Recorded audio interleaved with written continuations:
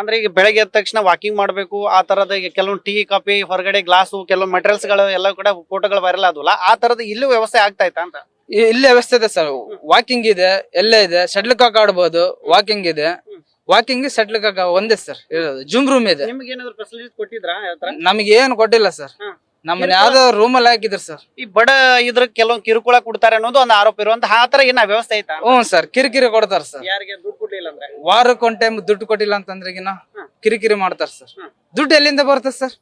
ನೀವ್ ಹೇಳ್ರಿ ಸರ್, ನಾವು ಒಳಗಡೆ ಕೈದಿಗಳು ಒಳಗಡೆ ಇದೆ, ದುಡ್ಡು ಕೊಡು ಹಂಗ ತಂದ್ಕೊಡು ಇಲ್ದ್ರೆ ಇಲ್ದ್ರೆ ನಾನು SP ಸರ್ಕಲ್ ಹತ್ರ ನಿನಗೆ ಒಂದು ಕಾಲ್ ಫೋನ್ ಕೊಡ್ತೀನಿ, ನಿಮ್ಮರಿಗೆ ಹೇಳು ಇಂತಲ್ಲಿ ವಾರ್ಡರ್ ಬರ್ತಾರೆ SP ಸರ್ಕಲ್ ಹತ್ರ, ಒಂದ್ 1000 ರೂಪಾಯಿ ಕೊಡಂತಾನು, 500 ರೂಪಾಯಿ ನಿನಗೆ ತಂದು ಕೊಡ್ತಾ, 500 ರೂಪಾಯಿ ಇಟ್ಕೊಂತೀನಿ. ಎಲ್ಲವೂ ಇಲ್ಲಿ ವ್ಯವಸ್ಥೆ ನಡೀತಾ ಐತೆ ಬೆಂಗಳೂರು ತರಾನೇನಾ ಇದು ಎಲ್ಲ? ಇದೆ ಸರ್, ಬೆಂಗಳೂರು ಜಿಲ್ಲೆಯಲ್ಲಿ ಹೆಂಗಿದೆ ನನಗೆ ಗೊತ್ತಿಲ್ಲ ಸರ್, ಇಲ್ಲ ಅದಕ್ಕೆ ಡಬಲ್ ಸರ್ ಇಲ್ಲಿ, ಯಾಕಂದ್ರೆ ಕಣ್ಣಾರ ನೋಡಿದನ್ ಸರ್ ನಾನು. ಇದಿಷ್ಟು ವಿಚಾರಣೆ ಏನು ಶಿಕ್ಷೆಯನ್ನ ಎದುರಿಸಿ ಹೊರಗಡೆ ಬಂದಂತ ಜಯಶೀಲ್ ಅನ್ನುವ ಯುವಕನ ಮಾತು.